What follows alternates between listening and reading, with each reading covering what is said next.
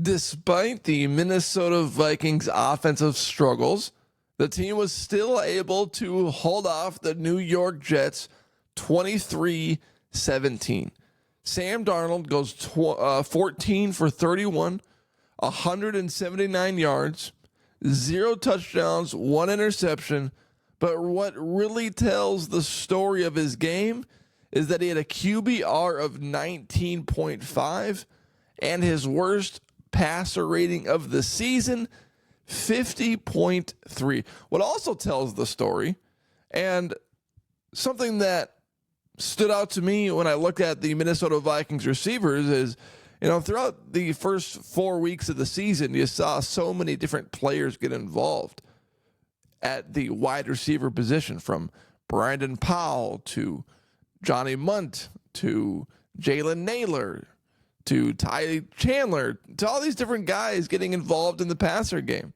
Well, I look at who caught passes in this game against the Jets, and it's Jefferson, obviously, 6 catches, 92 yards. Jordan Addison, 3 catches, 36 yards. Johnny Munt, 2 for 31. Aaron Jones had 1 catch. Myles Gaskin had a catch. Ty Chandler had 2 catches for 9 yards. So it wasn't really spread around very much compared to how it's been throughout this season against the New York Jets. No Jalen Naylor, no Brandon Powell, and those guys, specifically Naylor, have played important roles for the Minnesota Vikings this season. Now, Naylor was getting a lot of touchdown catches when Jordan Addison was injured with his ankle injury. So he's taken a step back in his role now that Addison has come back. But it's still nice to have that weapon as wide receiver 3, but he wasn't even involved at all in the passing game. Maybe he had a target or 2, but he has no catches. So that stood out to me in the Minnesota Vikings offense on Sunday against the New York Jets in London. You would think that following the game, despite the win, that the Minnesota Vikings wide receiver Justin Jefferson would have been psyched, pumped, thrilled, 5-0 at the bye week. Let's take a look at this post-game interview with NFL Network's Stacey Dales. Justin Jefferson, I just felt like it looked exhausting today. Would that be a good word to describe it? I wouldn't say exhausting. I feel like we didn't play well on the offensive side of the ball. We didn't have any energy. We had energy in ourselves, but we didn't make the plays to, contribute the energy. It's definitely a tough win. We definitely got to give thanks to our defense today for giving us this dub, but offensively, it wasn't good enough. Can you describe what it was like, especially in the first half, to draw all those penalties, given how physical it was for you? It's difficult. It's difficult to, push through the contact. I still, even with the contact, I try to make the play, but it's it is what it is. It's part of this game. Yeah, well, Robert Saleh told us he was going to have like 4 to 5 different ways to scheme you, and he said there's only a handful of receivers in the league he'll do that with. How many ways did it feel like they were defending you today? A couple for sure. But it comes with being the best receiver in the game. You got to deal with the schemes, you got to deal with the double teams, you got to deal with the holdings. So, it is what it is. It's never an excuse. I still got to find ways to get over. You got the win. You guys don't throw a touchdown. What's it mean to be 4-0 or 5-0, in London, undefeated, heading into now your bye week next week? Oh, it feels great. It feels great to be undefeated. But there's definitely a lot to improve on and to fix in this film room. So, it's definitely good to get this bye and get some time off. But I'm ready to get back to it.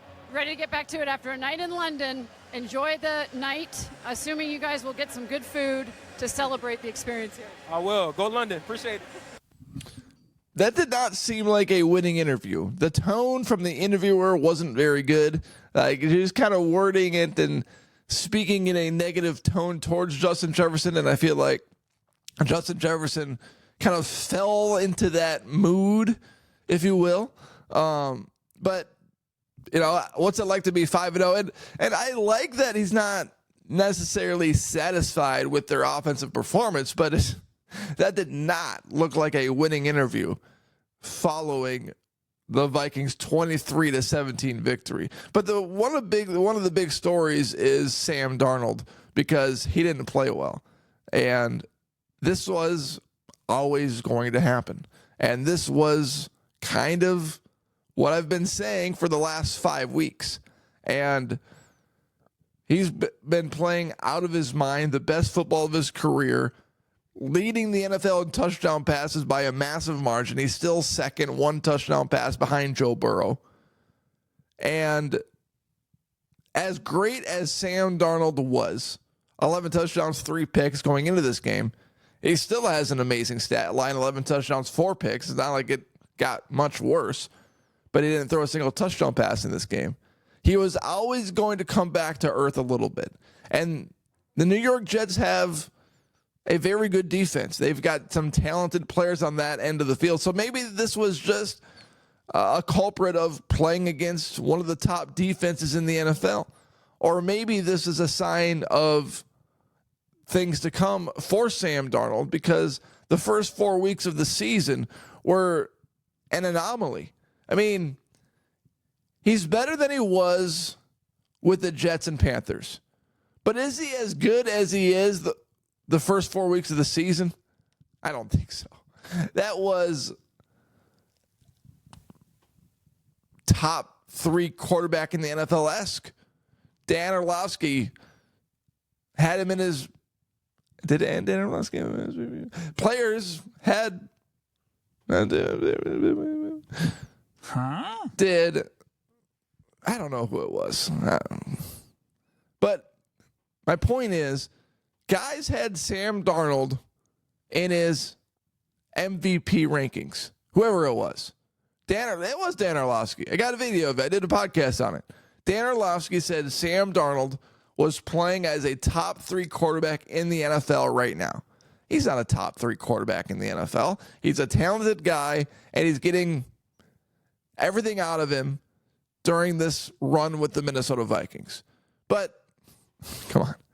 He's not 11 touchdowns, 3 interceptions good. He's not better than Mahomes good. He's not better than Joe Burrow good. And that's what he was doing for the first 4 weeks of the season. So the concern comes with the response to this game. At Detroit, how are you going to respond in a massive divisional round game? And the Minnesota Vikings clearly play in the best division in football, and not even close.